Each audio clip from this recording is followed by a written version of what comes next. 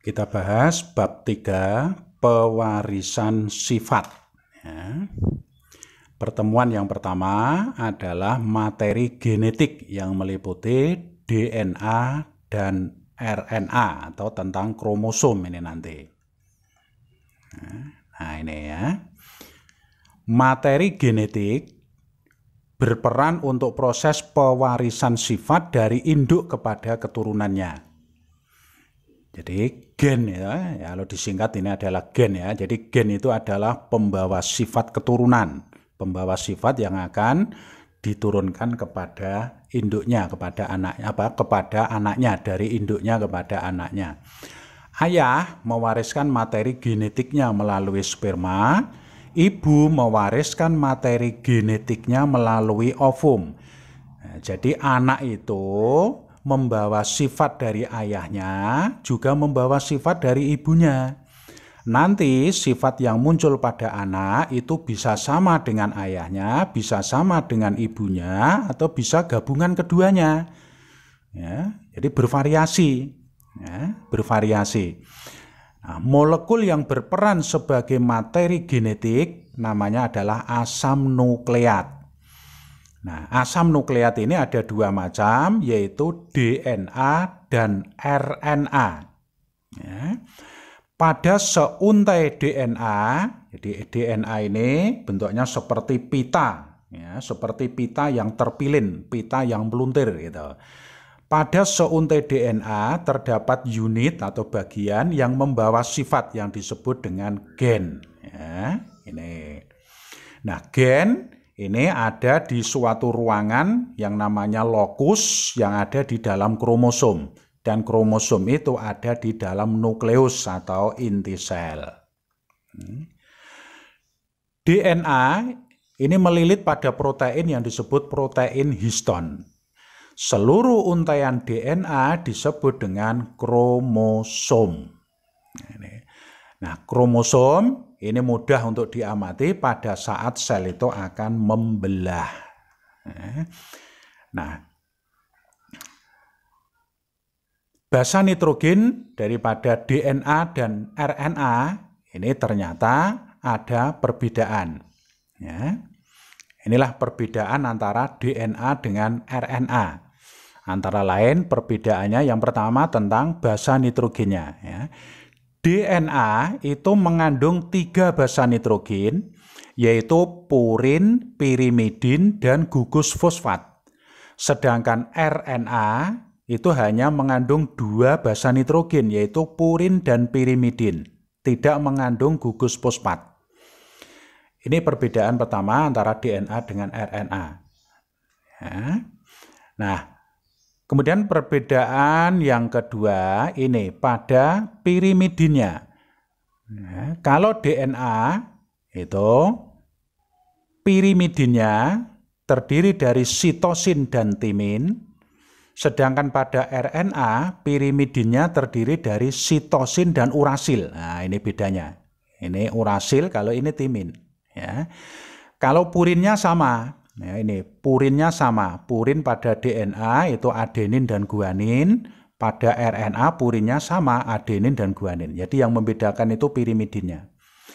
Itu perbedaan yang kedua. Perbedaan yang ketiga, DNA itu rantainya ganda, sedangkan RNA rantainya tunggal. Ya. Perbedaan yang lain ini fungsinya. DNA itu berfungsi untuk mengatur faktor keturunan dan sintesis protein, proses pembuatan protein. Kalau RNA fungsinya hanya mengatur sintesis protein. Ya. Letaknya kalau DNA di inti sel, di nukleus, kalau RNA bisa di inti sel, bisa di sitoplasma, bisa di ribosom. Perbedaan yang lain, komponen gulanya. Kalau DNA gulanya deoksiribosa, kalau RNA gulanya ribosa. Ya. Perbedaan yang lain, DNA ukurannya panjang, RNA ukurannya pendek. Ya. Ini tadi sudah purin dan pirimidinnya sudah ada di sini. Itulah perbedaan antara DNA dan RNA. Nah, ini ya. Jadi basa nitrogen ya, Pada kromosom itu ada DNA, ada RNA. Ya, DNA purinnya adalah adenin dan guanin, pirimidinnya timin dan sitosin. RNA purinnya sama dengan ini DNA, yaitu adenin dan guanin, sama. Nah, pirimidinnya ini yang berbeda. Pirimidinnya kalau DNA timin dan sitosin, kalau RNA pirimidinnya urasil dan sitosin. Jadi yang membedakan ini. Nah, timin ini urasil. Ya, jadi purin dan pirimidin itu saling berpasangan. Adenin dengan timin, guanin dengan sitosin. Kalau RNA adeninnya dengan urasil, bukan dengan timin karena tidak punya timin. Ya, guaninnya sama dengan sitosin, gitu ya. Jadi purin dan pirimidin saling berpasangan. AT, GC. Kalau A dengan T atau T dengan A, kalau G dengan C atau C dengan G. Ya. Nah, ini adalah gambar bagan daripada kromosom. Ya. Ini pusatnya, sentromernya, center pusat, ini lengannya. Nah, ini yang berupa seperti pita tadi, yang bentuknya seperti pita ya. Ini. Kemudian di dalam ini ada ruangan khusus untuk menyimpan gen yang namanya lokus. Ya, jadi lokus ini isinya gen, letaknya ada di dalam kromosom. Kromosom ini letaknya di inti sel. Gitu. Nah, inilah gambar kromosom kalau dilihat di bawah mikroskop. Ya, bentuknya seperti huruf X. Ya, ada pula yang seperti huruf Y. Ya, ini sentromernya, pusatnya, ini lengannya. Ya, lengannya kalau diiris secara membujur, bagian dalamnya berbentuk seperti pita yang terpilin. Nah, inilah yang namanya ADN atau DNA. Jadi ADN boleh, DNA boleh. Ya. Nah, ini seperti pita yang terpilin. Nah, ini potongannya atau bagiannya, nah ini namanya gen. Jadi ini satu lengan ini terdiri dari banyak gen. Ada gen 1, gen 2, gen 3, gen 4, dan seterusnya. Ya. Tuh. Nah, ini lebih jelas lagi. Ini gambaran kromosom dari luar. Kemudian ini kalau diiris membujur bagian dalamnya ini. Seperti pita yang terpilin. Ya.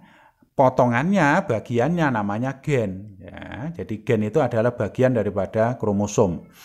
Nah, bulatan-bulatan di ujung pita ini, ya, di tepi-tepi pita ini adalah basa nitrogennya.